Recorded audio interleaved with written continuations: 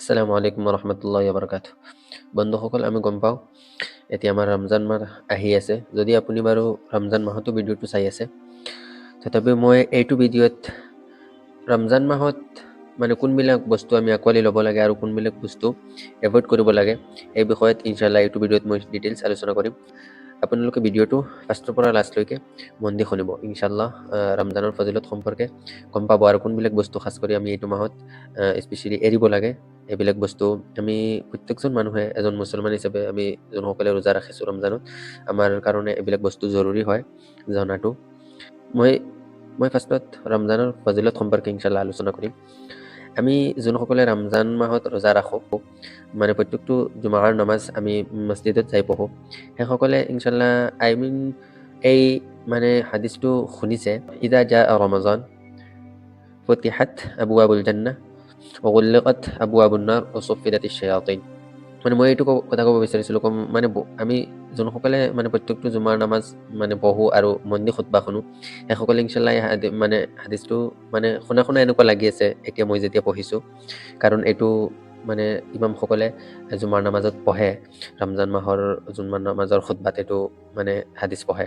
ৰমজান মাহত জান্নাতৰ দুৱাৰসমূহ খুলি দিয়া হয়, জাহান্নামৰ দৰৱাজাবিলাক বন্ধ কৰা হয়, আৰু শয়তান যিবিলাক আছে, শায়াতিন, এইবিলাকক বান্ধি ৰখা হয়। প্ৰায় অলমষ্ট বেছিভাগ মানুহে আমি এইটো হাদিছৰ বিষয়ে গম পাওঁ। এইটো হ'ল ৰমজানৰ ফজিলত। কাৰণ যেতিয়া আমি শয়তানক বান্ধি দিয়া হয়, তেতিয়া আৰু শয়তানে যিবিলাক কাম আমাক কৰায়, এইবিলাক কামৰ পৰা আমি বিৰত থাকিব পাৰোঁ। সেইটো কাৰণে এই বস্তুটো আমাৰ কাৰণে এডভান্টেজ হয় ৰমজানত আমি ভাল কাম কৰাৰ কাৰণে। কাৰণ যেতিয়া শয়তান নাথাকে, তেতিয়াতো আমি আৰু ভালকৈ ইনশাল্লাহ আমি এইবিলাক ভাল কাম কৰাৰ আমাৰ উদ্দেশ্য, ইণ্টেনশ্যন থাকে, সেইবিলাক কাম ইনশাল্লাহ আমি ভালদৰে কৰিব পাৰোঁ। আৰু এটা ফজিলত হৈছে, যোনে ইমান আৰু সৱাবৰ আশাত ৰমজান মাহৰ ৰোজা ৰাখে, আল্লাহে তাৰ আগৰ গুনাহ চব মাফ কৰি দিয়ে। এতিয়া কওকচোন, সুবহানাল্লাহ, ইয়াতকৈ আৰু বেছি কি হ'ব পাৰে যে আপোনাৰ অতীতৰ সকলোখিনি গুনাহ আল্লাহে যোনে সৱাবৰ আশাত আল্লাহ ৰচুলক ৰাজি খুশি কৰাৰ কাৰণে ৰোজা ৰাখে, তাৰ জীৱনৰ অতীতৰ চবখিনি গুনাহ মাফ কৰি দিয়া হয়। সুবহানাল্লাহ, ইয়াতকৈ আৰু ভাল কি ফজিলত হ'ব পাৰে আমাৰ কাৰণে ৰমজানত। আৰু আল্লাহে কৈ আছে, আমি যোনবিলাক কাম কৰোঁ চব আমাৰ কাৰণে, আৰু ৰমজানৰ ৰোজা যোনটো হয় এইটো আল্লাহৰ কাৰণে। আৰু ৰমজানত যে আমি ৰোজা ৰাখোঁ, ৰোজাৰ ফজিলত তাৰ যোনটো আমাক বদলা জাজা বা তাৰ যোনটো আমাক আল্লাহে দিয়ে, এইটো আল্লাহে নিজে দিয়ে। কওকচোন, আল্লাহৰ ৰহমতৰ কোনো সীমা নাই আল্লাহৰ ওচৰত। তেনেহ'লে আল্লাহে যদি আমাক নিজে প্ৰতিদানটো দিয়ে আল্লাহৰ ইমান বেছি বস্তুৰ পৰা, আমি এটা যদি এক্সাম্পল দিওঁ আপোনালোকক এই বস্তুটো বুজাৰ কাৰণে, এজন মানুহৰ হাতত যদি বহুত পইচা থাকে, ছাপ'জ 1,00,000 টকা, তাৰ পৰা যদি কাৰোবাক পইচা দিয়ে, কমো দিলে তো 1,000 এটা দি দিব। কওকচোন, 1,000 এটা বহুত পইচা হয় 10 টকাৰ তুলনাত। ঠিক তেনেকৈ আল্লাহৰ ওচৰত, এইটো জাষ্ট এটা মিছাল দিয়াৰ কাৰণে কৈছোঁ, বস্তুটো কিন্তু 100% তাৰ লগত মিলি নাযায়, কাৰণ আল্লাহৰ ৰহমতৰ কোনো সীমা নাই। আৰু তাৰ পৰা যদি আল্লাহে আমাক অলপো দিয়ে, আমাৰ কাৰণে কিমান হ'ব, এনে বস্তুটো ইমাজিন কৰক আপোনালোকে। সেইটো কাৰণে যোনটো বস্তু আল্লাহে প্ৰতিদান দিয়ে, এইটো কেনেকুৱা ফজিলতৰ হ'ব পাৰে, সেইটো কাৰণেতো আমি আগৰ পৰা তৈয়াৰী কৰি ইনশাল্লাহ ৰমজানৰ ৰোজা ভালদৰে ৰাখিব লাগিব। আৰু এটা ফজিলত হৈছে, ৰোজাটো হৈছে আমাৰ কাৰণে ঢাল। কাৰণ যদি আমি ৰোজা ৰাখোঁ, তেনেহ'লে জাহান্নামৰ পৰা মুক্তি পাম। ইনশাল্লাহ আমি সকলোৱে ৰোজাবিলাক সহি শুদ্ধকৈ যেনেকুৱা ৰাখিলে আল্লাহৰ ৰচুল ৰাজি খুশি হয়, তেনেকুৱা আল্লাহে আমাক ৰোজা ৰখাৰ তৌফিক আতা কৰি দিয়ক, কাৰণ আমি জাহান্নামৰ পৰা মুক্তি পাম। আমি যোনটো ভাল কাম কৰি আছোঁ, জাহান্নামৰ ভয়তো কৰি আছোঁ, আল্লাহৰ ৰচুল ৰাজি খুশি কৰিলেহে আমি জান্নাতত যাব পাৰিম ইনশাল্লাহ। আৰু এটা বস্তু আমি গম পাওঁ যে ৰমজানৰ 3টা পাৰ্ট হয়। ফাৰ্ষ্টৰ পাৰ্টটো হৈছে ৰহমতৰ, ফাৰ্ষ্ট যোনটো 10 days আছে সেইখিনি হৈছে ৰহমতৰ, তাৰ মিডিলৰ যোনবিলাক আছে 10 days, সেইখিনি হৈছে মাগফিৰাতৰ কাৰণে। ফাৰ্ষ্টৰটো হৈছে ৰহমত। এতিয়া এই 10 দিনত আমি আল্লাহৰ পৰা বেছি বেছি ৰহমত তলব কৰিব লাগে ইনশাল্লাহ। আৰু মিডিলৰ যোনখিনি 10 দিন আছে, 10 days, এইখিনিত হৈছে মাগফিৰাত। এইখিনিত আল্লাহে আমাক মাফ কৰি দিয়ে, সেইটো কাৰণে বেছি বেছি মাগফিৰাতৰ দোৱা কৰিব লাগে। আৰু তাত এটা মোৰ ইনশাল্লাহ, মই এভইড যোনবিলাক বস্তু কৰিব লাগে সেইবিলাক বস্তুটো আলোচনা কৰি আছোঁ, কিন্তু ইয়াত এটা বস্তু মোক মনত আহিছে। আমি সকলোৱে প্ৰায় যোনসকলে স্কলাৰ ফ'ল' কৰোঁ, সেইসকলে গম পাওঁ যে জিব্ৰাইলে 3টা কথা কৈছিলে, তাৰপিছত মিম্বৰত উঠোতে নবীজী আমিন আমিন বুলি কৈছে। এইটো এটা হাদিছ হয়। তাত এটা পইণ্ট আছিলে যে যোনসকলে ৰমজান পালে আৰু ৰমজান মাহত নিজৰ গুনাহ মাফ কৰাব নোৱাৰিলে, এইসকল ধ্বংস হ'ব লাগে, নবীজী আমিন বুলি কৈছিলে। এতিয়া গম পাওক আপোনালোকে, নবীজী আমিন কৈছে, তাৰ মতলব যদি আমি ৰমজান মাহ পায়ো আমাৰ জীৱনৰ গুনাহখিনি যদি মাফ কৰাব নোৱাৰোঁ, তেনেহ'লে আমি ধ্বংস হৈ যাম। সেইটো কাৰণে আল্লাহে আমাক এইটো বস্তুৰ পৰা বচাই ৰাখে, যেন আমাক আল্লাহে মাফ কৰি দিয়ে, যিসকলক মাফ কৰি দিব সিহঁতৰ লগত। আল্লাহুম্মা আমিন। লাষ্টৰ পাৰ্ট যোনটো হৈছে 10 days, সেইখিনিত আল্লাহে জাহান্নামৰ পৰা মুক্তি দিয়ে। সেইটো কাৰণে আমি আমাৰ মুৰ্দাগানসকলৰ কাৰণে মাগফিৰাতৰ কাৰণে জাহান্নামৰ পৰা মুক্তি পোৱাৰ কাৰণে নাজাতৰ কাৰণে বেছি বেছি দোৱা কৰিব লাগে। আৰু এটা বস্তু আমি জানো যে আমি বহুতেই গম পালেও বস্তুখিনি আমি শুনিলে ইনশাল্লাহ মোৰ এইখিনি বস্তু আৰু ৰিভিজন হ'ব বা ৰিয়েলাইজ কৰিব পাৰিম বুলি বা ক'ব পাৰি। কাৰণ আমি ৰোজা ৰাখোঁ যে আমাৰ ৰোজাদাৰে গোটেই দিন ৰোজা ৰখাৰ পিছত মানে মাগৰিবৰ আগত মানে ইফতাৰৰ আগত বা তাৰ আগত বহুত মুখৰ পৰা গোন্ধ ওলায়। এইখিনি আল্লাহে কৈ আছে যে এইখিনি মিস্কৰ সুগন্ধি আছে যে মানে ভাল গোন্ধটোতকৈ বেছি প্ৰিয় আল্লাহৰ ওচৰত সুবহানাল্লাহ। আপুনি চাওকচোন ৰোজা ৰাখিলে কেনেকুৱা ফজিলত, কেনেকুৱা আল্লাহে আপোনাক ভাল পায়। সেইটো কাৰণে আমি সকলোৱে ৰোজা ৰাখিব লাগে। আৰু এতিয়া মই আলোচনা কৰিম কোনবিলাক বস্তু ফজিলত আৰু বহুত আছে। এইখিনি আমি কমন যোনখিনি ফজিলত হয় ইনশাল্লাহ এইখিনি মই আলোচনা কৰিছোঁ। আৰু কোনবিলাক বস্তু এভইড কৰিব লাগে সেইখিনি হৈছে আমাৰ কাৰণে ইম্পৰ্টেণ্ট। ফাৰ্ষ্টতো মই ক'ম সেইসকলক যিসকলে এতিয়ালৈকে ৰোজা ৰখাৰ কাৰণে কোনো প্ৰস্তুতি বা প্ৰিপেৰেশ্যন লোৱা নাই আৰু যোনসকলে আগত ৰোজা ৰখা নাই মানে যাৰ ওপৰত ৰোজা ফৰজ। আমি এজন মুছলমান হিচাপে আমি ৰোজা ৰাখিবই লাগিব। কাৰণ আমাৰ যোনটো হৈছে কলিমা, ৰোজা, নামাজ, ৰোজা। আমি ৰোজা তাৰ পিছত ৰোজাটো আমাৰ কাৰণে কিমান ইম্পৰ্টেণ্ট হয়, ফৰজ হয় বস্তুটো। আমি কম্পালচাৰী আমি কৰিবই লাগিব মানে আমি ৰাখিবই লাগিব ৰোজা ৰাখিবই লাগিব। এতিয়া আমি যোনসকলে এতিয়ালৈকে বহুত মানুহেতো ৰোজা নাৰাখে। সেইটো কাৰণে মই কৈ আছোঁ খাছ কৰি আপোনালোকে ৰমজানৰ ৰোজা ৰখাৰ কাৰণে আগৰ পৰা তৈয়াৰ হ'ব ইনশাল্লাহ। আপোনালোকে যদি আপুনি ইণ্টেনশ্যন বনাই লয় মই ৰোজা ৰাখিম। কাৰণ কিমান মানুহে ৰোজা ৰাখি আছে, কিয় আপুনি ৰোজা ৰাখিব নোৱাৰিব? যদিও আপোনাৰ কাম আছে, যদিও আপোনাৰ বিভিন্ন ধৰণৰ কাম থাকিবও পাৰে, কিন্তু আপোনাৰ নিচিনাতো একজেক্টলি আপোনাৰ নিচিনা কাম কৰি কিনেও বহুতে ৰোজা ৰাখি আছে। এই বস্তুটো আপুনি ভাবিব যে মই কষ্ট কৰি আছোঁ অকলে নহয়, চবেই এনেকুৱা ৰোজা ৰাখি আছে। আৰু ৰোজা ৰখাটো খৰচ আপুনি যোনটো লাইনত হওক আপুনি আল্লাহক ইণ্টেনশ্যনটো বনাই লওক যে মই ৰোজা ৰাখিম আগৰ পৰা। আৰু আল্লাহক কওক আল্লাহ আমাক আচান কৰি দিয়ক আমাৰ ৰোজা ৰখাটো। ইনশাল্লাহ আপোনাক আল্লাহে আচান কৰি দিব কেনেকুৱা ৰোজা ৰাখিব। এইটো আল্লাহে ইনশাল্লাহ জিম্মাদাৰী ল'ব। সেইটো কাৰণে আপুনি আল্লাহৰ ওচৰত দোৱা কৰি কিনে ৰোজা ৰখাৰ কাৰণে ইণ্টেনশ্যনটো বনাই ল'ব। কাৰণ আপুনিতো ৰোজা নাৰাখিলেও ঈদৰ নমাজত যায় বহুত মানুহ, কিন্তু আচলতেতো ঈদৰ নমাজত গ'লেও কাম নাই ৰোজা নাৰাখিলে। ৰোজা নৰখাসকলৰ ঈদৰ নমাজে নাই। সেইটো কাৰণে আপুনি ইমান জৰুৰী এটা বস্তু এজন মুছলমান হৈ কিনে এৰিব নোৱাৰে। আপোনাক মই মানে কেনেকুৱা আৰু ক'ম, ৰোজাটো ৰাখিবই লাগিব কম্পালচাৰী বস্তু এজন মুছলমান হিচাপে ইনশাল্লাহ ৰোজা ৰাখিব। আৰু এটা ৰমজানৰ ফজিলত হৈছে দোৱা কবুল। মানে ৰমজানত আপুনি যোনটো ৰোজা মুখত লৈ যোনটো দোৱা কৰিব আল্লাহে কবুল কৰিব। কাৰণ আল্লাহৰ ইমান প্ৰিয় বস্তু হয় যদি তেতিয়া আপুনি আল্লাহৰ ওচৰত কয়, আপুনি যেনেকুৱা আপোনাৰ প্ৰব্লেমবিলাক ৰিপ্ৰেজেণ্ট কৰিব পাৰে আল্লাহৰ ওচৰত কৰিব। ইনশাল্লাহ আল্লাহে আপোনাৰ যোনবিলাক নেক উদ্দেশ্য আছে ইনশাল্লাহ আল্লাহে কবুল কৰিব। আপুনি ৰোজা ৰাখি ইনশাল্লাহ আল্লাহৰ ওচৰত বেছিকৈ দোৱা কৰিব। আৰু ৰমজান মাহ হৈছে কোৰাণৰ মাহ। কাৰণ ৰমজানত কোৰাণ নাজিল হৈছে আমি গম পাওঁ। কিমান ফজিলত মানে ৰমজানৰ আলোচনা কৰিম, মানে ভিডিঅ' বহুত দীঘল হৈ যাব, কিন্তু চবখিনি ফজিলত আমি আলোচনা কৰি শেষ কৰিব নোৱাৰিম। কাৰণ ৰমজানত আছে আৰু এটা দিন হৈছে লাইলাতুল কদৰ। লাইলাতুল কদৰৰ বিষয়ে ইনশাল্লাহ মই আৰু এটা ডিটেইলছ ভিডিঅ' বনাম। কাৰণ লাইলাতুল কদৰৰ বহুত বেছি ফজিলত আছে। এইটো ভিডিঅ'ত যদি চবখিনি আলোচনা কৰোঁ দীঘল হৈ যাব। লাইলাতুল কদৰৰ বিষয়ে ইনশাল্লাহ বেলেগ ভিডিঅ' বনাম। এতিয়া আমি ইম্পৰ্টেণ্ট বস্তু হৈছে যোনবিলাক বস্তু আমি এৰিব লাগে। ফাৰ্ষ্টত আমি ক'ম আমি মিছা কথাৰ পৰা, মানে মিছা কথাটো আমি চবে গম পাওঁ যে ডাঙৰ গুনাহ হয়, কবিৰা গুনাহ যোনটো। সেইটো কাৰণে ৰমজানত কমাচ কম আমি মিছা কথাটো এনেই এভইড কৰিব লাগে। এনেই মিছা কথা ক'ব নোৱাৰা এজন মুছলিম হিচাপে, এজন মুমিন হিচাপে মিছা কথা ক'ব নোৱাৰা। আৰু ৰমজানত ৰোজা মুখত লৈ মানে ৰোজা ৰাখি আপুনি কেতিয়াও মিছা কথা ক'ব নোৱাৰে।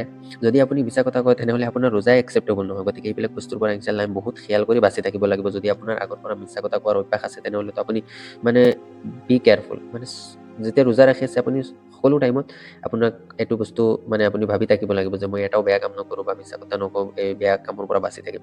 তাৰপিছত হৈছে ঝগড়া। মানে আপুনি আপোনাৰ যোনটো লেংগুৱেজ ইউজ কৰি আছে সেইটো সচৰাচৰ যোনটো যদি বেয়াকৈ আপুনি লেংগুৱেজ কয় সেইটোৰ পৰা বাচি থাকিব। আৰু ঝগড়া বস্তুটো মানে আমি যোনটো কাজিয়া বুলি কওঁ আৰু কাজিয়া বস্তুটো সচৰাচৰ নহয়, কিন্তু আমি এটা বস্তু মই সৰু থাকোঁতে যেতিয়া বজাৰত গৈছিলোঁ ৰমজান মাহত আছৰৰ নামাজৰ পিছত খাছ কৰি, তেতিয়া ৰাস্তাত বা বজাৰত কিবা এটা বস্তু হৈ গ'লে তাতে জল্দি কাজিয়া লাগি যায়। কিন্তু এনেকুৱা মানে উইদাউট ৰোজাত ৰমজান মাহৰ পিছত বা ৰমজান মাহ নাথাকিলে এনেকুৱা নহয়। কিন্তু আপুনি এটা কথা ভাবক, আপুনিতো ৰোজা ৰাখিছে আল্লাহ ৰছুলক ৰাজি খুচি কৰাৰ কাৰণে। এতিয়া আপুনি কাজিয়া লগাইছে তাৰ মতলব কি? আপুনি গোটেই দিন খোৱা নাই কাৰণে নে? এনেকুৱা যদি ৰোজা ৰাখে তেনেহ'লে আপোনাৰ ৰোজাটো একচেপ্টেবল নহয় আৰু এনেকুৱা ৰোজা ৰখাৰ কোনো কামেই নাই। সেইটো কাৰণে আপুনি যদি ৰোজা ৰাখিছে যোনটো কাম কৰি আছে তেতিয়াতো কাম, কিন্তু যদি ফ্ৰী হৈ থাকে তেনেহ'লে আপুনি দুৰুদ পঢ়িব। মানে কিবা এটা তছবিহ, সুবহানাল্লাহ, আলহামদুলিল্লাহ, আল্লাহু আকবাৰ, লা ইলাহা ইল্লাল্লাহ, দুৰুদ ইব্ৰাহিম আপুনি পঢ়িব পাৰে, মানে এইটো পাঠ কৰিব পাৰে।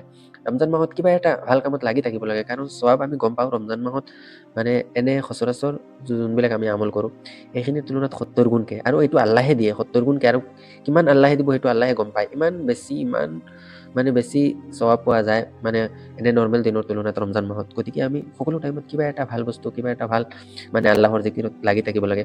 তেতিয়া আমি ইনশাল্লাহ এইবিলাক জগৰা বেয়া বস্তুৰ পৰা ইনশাল্লাহ বাচি থাকিব পাৰিম। আৰু এটা বস্তু হৈছে তহমত, অপবাদ। তহমত অপবাদ, মানে কাৰোবাৰ ওচৰত বেয়া এটা বস্তু, মানে কোনোবা এটা বস্তু কৰা নাই তাৰ ওপৰত আমি এই বস্তুটো দি দিলোঁ, আৰু ৰমজান মাহত এইটোতো এনেই কৰিব নোৱাৰিম। খাছ কৰি ৰমজান মাহত এইবিলাক বস্তুৰ পৰা ইনশাল্লাহ আমি বাচি থাকিবলৈ ট্ৰাই কৰিম। আৰু এটা হৈছে গিবত। গিবত হৈছে বেক বাইটিং, মানে আপুনি মানুহৰ বদনাম বুলিও কওঁ আমি গিবত। মানে গিবত কাক কয় ফাৰ্ষ্টত আমি কেতিয়াবা ক্লিয়াৰ, মানে বহুতে এনেকুৱা কনফিউজ থাকোঁ এই বস্তুটো লৈ। বদনাম হয় যোনটো কোনোবা এটা মানে বেয়া কাম কোনোবা এজন মানুহে কৰিছে, এইটো হৈছে তাৰ গিবত। এই বস্তুটো যে আপুনি বেলেগৰ তাত যাই কয় এই মানুহজনে এনেকুৱা বেয়া কাম কৰিছে, এইটো হ'ল গিবত। আপুনি এইটো নাভাবিব যে এইটো মই সঁচা কথা কৈ আছোঁ, এই সঁচা কথাটোৱে গিবত, মানুহে যোনটো কৰিছে। যদি মিছা কথা হয় তেতিয়া সেইটো অপবাদ হ'ব। যদি এইটো সঁচা হয়, আপুনি সঁচাই দেখিছে সি বেয়া কাম কৰিছে, আৰু আপুনি যাই তাক ক'ব লাগে, যোনে বেয়া কাম কৰিছে সিয়ে তাক সংশোধন কৰিব পাৰিব। আপুনি তাক ডাইৰেক্টটো ক'ব পাৰে যে আপুনি এইটো বেয়া কাম কৰিছে, আপুনি এইটো কৰিব নালাগে, এনেকুৱা কৰিব নাপায়। আপুনি বেলেগক যাই কৈ আছে, বেলেগত যাই যে আপুনি কৈ আছে, এইটো হৈছে গিবত। গতিকে এইবিলাক বস্তুৰ পৰা ইনশাল্লাহ আমি ৰমজানত একবাৰে টোটেলি এইবিলাক বস্তুৰ পৰা আমি এৰাই থাকিব লাগে। মানে এইবিলাক বস্তুৰ পৰা ইনশাল্লাহ বাচি থাকিবলৈ চেষ্টা কৰিম। আৰু হাৰাম বা কুনজৰৰ পৰা বাচি থাকিব লাগে, আৰু বেয়া চিন্তাৰ পৰা। আমাৰ যাৰ আল্লাহে আমাক সকলোকে হেফাজত কৰে এইবিলাক বস্তুৰ পৰা, মানে বেয়া বস্তুৰ পৰা বাচি থাকিম, আৰু বেয়া চিন্তাধাৰাৰ পৰাও ইনশাল্লাহ আমাক বাচি থাকিম, বচাই ৰাখিম। আৰু কুদৃষ্টি, মানে আমি বেয়া নজৰৰ পৰা ইনশাল্লাহ আমাক বচাই ৰাখিব লাগে। কাৰণ আমাৰ ৰোজাটো সম্পূৰ্ণকৈ আল্লাহৰ ওচৰত কবুল হ'বলৈ হ'লে, বা আল্লাহে আমাৰ ৰোজাটো একচেপ্ট কৰিবলৈ হ'লে আমি এইবিলাক বেয়া বস্তু সকলোখিনিৰ পৰা ইনশাল্লাহ বাচি থাকিব লাগিব। আৰু এটা কথা, ৰমজানত যোনবিলাক ফৰজ বস্তু আছে, যে ছাপ'জ আমাৰ নামাজ পঢ়িব লাগে, আমাৰ নামাজ পঢ়িব লাগে, খাছ কৰি নামাজটো ফৰজে হয়। এইখিনি বস্তু, আৰু আমাৰ যোনখিনি জৰুৰী বস্তু আছে এইখিনি আমি বিলকুলেই এভইড নকৰিম, কাৰণ এইখিনি বস্তুটো আমি কৰিবই লাগিব, এইখিনি কম্পালচাৰী হয়। বহুত মানুহ আছে ৰোজা ৰাখে কিন্তু নামাজ নপঢ়ে। মই ক'ম যে আপুনি নামাজ পঢ়া যেনেকুৱা ৰোজা ৰখা ফৰজ, তেনেকুৱা নামাজ পঢ়া ফৰজ। সেইটো কাৰণে নামাজটো পঢ়িবই লাগিব। ইনশাল্লাহ আমি সকলোৱে নামাজ পঢ়িবলৈ চেষ্টা কৰিম। আৰু এটা বস্তু, আপুনি খোৱা বস্তু ৰমজানত আল্লাহে খাব দিছে, আপুনি যেনেকুৱা খাব পাৰে ইনশাল্লাহ খাব, আপোনাৰ যেনেকুৱা খাব পাৰে। কিন্তু এটা বস্তু মনত ৰাখিব, আপুনি মানে ফজুল খৰচি যোনটো বেছি হয়, আপুনি যোনখিনি খাব পাৰিব বা আপোনাৰ কাৰণে যোনখিনি দৰকাৰী আছে সেইখিনি খাব, তাতকৈ বেছি নকৰিব। কাৰণ যোনখিনি ফজুল আপুনি খৰচ কৰিব সেইখিনিৰ কাৰণে আপুনি জবাব দিব লাগিব কিয়ামতৰ দিনাখন। সেইটো কাৰণে আপুনি এইখিনি বস্তুৰ পৰা বাচি থাকিব। আৰু আপুনি ইমান যদি বেছি মানে আনিব পাৰে ইনশাল্লাহ বেলেগক খাব দিব। বহুত মানুহ আছে এনেকুৱা যে আপুনি বহুত কেইটা আইটেম লৈ বহি ইফতাৰ কৰি আছে, কিন্তু বহুত মানুহ আছে এটাও মানে আইটেম মানে নাই, এনেকুৱা বহুত মানুহ আছে মানে খাব পৰা নাই, ইফতাৰৰ কাৰণে বহুত খাব নাপায় গোটেই দিন ৰোজা ৰাখি। সেইটো কাৰণে আপুনি যোনখিনি খাই আছে ইনশাল্লাহ আমাৰ ওচৰ পাজৰে যোনসকল মানুহে ভালদৰে ইফতাৰ কৰিব, বা ইফতাৰৰ ব্যৱস্থা নাই বা চেহৰিৰ ব্যৱস্থা নাই, সেই সকলোকো ইনশাল্লাহ আমি ইফতাৰ চেহৰিৰ যোগান দিবলৈ চেষ্টা কৰিম। কাৰণ ৰমজান মাহত আমি গম পাওঁ মানে বিনা ৰমজানতকৈ বহুত বেছি স্বভাৱ হয়। আৰু ৰমজান মাহত যদি আপুনি ইফতাৰ কৰায় এজন মানুহক, তেনেহ'লে যোনজন মানুহে মানে ৰোজা ৰাখি কিনে যিমানখিনি স্বভাৱ পাইছে, ইনশাল্লাহ আপুনি জাষ্ট ইফতাৰ কৰোৱাৰ কাৰণে সিমানখিনি স্বভাৱ পাব, আৰু সেইজনৰ মানুহৰ স্বভাৱত কোনো কমি নহয়। আৰু ৰমজান মাহত আমি বেছি চাদাকা কৰিব লাগে, কাৰণ আমিতো গম পাওঁ অলৰেডি মানে বহুত বেছি স্বভাৱ আছে ৰমজানত, মানে ৭০ গুণ বেছি হয়, 70 গুণ বেছি হয় স্বভাৱ। সেইটো কাৰণে ৰমজান মাহত বেছি চাদাকা কৰিব লাগে। আৰু যদি আমাৰ জাকাত দিয়াৰ আছে তেনেহ'লে ৰমজান মাহত জাকাত দিব লাগে, কাৰণ বিনা ৰমজানত যদি আপুনি জাকাত দিয়ে তাতকৈ বহুত বেছি স্বভাৱ পাব ৰমজান মাহত। ইনশাল্লাহ আমি যোনবিলাক বস্তু আলোচনা কৰিছোঁ এইখিনি বস্তু আমি গুৰুত্ব সহকাৰে ৰমজান মাহত ইনশাল্লাহ মানে হৰ এটা ছেকেণ্ডত বা হৰ এটা মিনিটত আমি এইখিনি বস্তুৰ প্ৰতি লক্ষ্য ৰাখি ৰোজা ৰাখিম। ইনশাল্লাহ আমাৰ যোনটো ৰোজাৰ প্ৰতিদান আছে, ৰোজা ৰাখিলে আল্লাহে যোনটো আল্লাহৰ ওচৰত এইটো বস্তু বহুত প্ৰিয় হয়, আল্লাহে এইটোৰ প্ৰতিদান আমাক দিব। সেইটো কাৰণে ইনশাল্লাহ আমি আল্লাহ ৰচুলক ৰাজি খুচি কৰাৰ কাৰণে আমি ৰমজানৰ চববিলাক বস্তু, ৰমজান মাহৰ কৰণীয় যোনবিলাক বস্তু আছে চব আমি সত্যকৈ সুন্দৰকৈ আমি যিমানখিনি পাৰোঁ, যিমানখিনি জানো সেইখিনিৰ ওপৰত আমল কৰিব লাগে। ইনশাল্লাহ আল্লাহে আমাক এইখিনি বস্তুৰ ওপৰত ভালদৰে আমল কৰাৰ তৌফিক দিয়ে যেন। আৰু মই এটা বস্তু আপোনালোকক ক'ম, ৰমজান মাহত আপোনাৰ যোনটো কমফৰ্টেবল আমল হয়, ছাপ'জ আপুনি বহুত কোৰাণ তিলাৱত কৰিব পাৰে, গোটেই বছৰত আপুনি তিলাৱত কৰিব পৰা নাই, আপোনাৰ বিভিন্ন কাম থাকে, গতিকে যদি আপুনি এনেকুৱা নোৱাৰিছে বাৰু গোটেই বছৰ, তথাপি আপুনি ৰমজান মাহত ইনশাল্লাহ টাইম ওলাব, ৰমজান মাহত বেছিকৈ তিলাৱত কৰিব, কাৰণ এইটো এটা অপৰচুনিটি বেছি হয় ইবাদতৰ কাৰণে ৰমজান মাহ, আৰু সওৱাবো বেছি হয়। সেইটো কাৰণে ৰমজান মাহত বেছি যদি আপুনি তিলাৱত জানে, বেছি বেছি তিলাৱত কৰিব, আল্লাহৰ জিকিৰত লাগি থাকিব, নামাজ পঢ়িব, বাট আপুনি ৰমজান মাহত টাইম বিলকুল ৱেষ্ট নকৰিব। কাৰণ ইমান সওৱাবৰ এটা মাহত আপুনি কেনেকৈ টাইম ৱেষ্ট কৰিব পাৰে? আপুনি আল্লাহৰ জিকিৰত লাগি থাকক। যদি জোৰত নোৱাৰে মনে মনে আল্লাহৰ জিকিৰ কৰি থাকক। তথাপিও ইনশাআল্লাহ আল্লাহৰ জিকিৰত লাগি থাকিব। কাৰণ এইটো ৰমজানৰ কাৰণে বহুত ইম্পৰ্টেণ্ট হয়। আমি যিমানখিনি বস্তু আলোচনা কৰিলোঁ, আল্লাহে আপোনালোকক এইখিনি বস্তু বুজাৰ কাৰণে তৌফিক দিয়ক আৰু আমল কৰাৰ কাৰণে আমাক সকলোকে তৌফিক দিয়ক। আমিন। আসসালামু আলাইকুম ওয়া ৰাহমাতুল্লাহি ওয়া বাৰাকাতুহু।